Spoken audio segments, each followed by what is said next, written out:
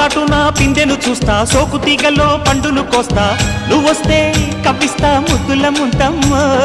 ఉక్కపోతకి ఊపిరి పోస్తా, పక్క మేకకు పంట కట్టిస్తా, ముద్దిస్తే బుక్కిస్తా మధ్యల మోతయ్యో.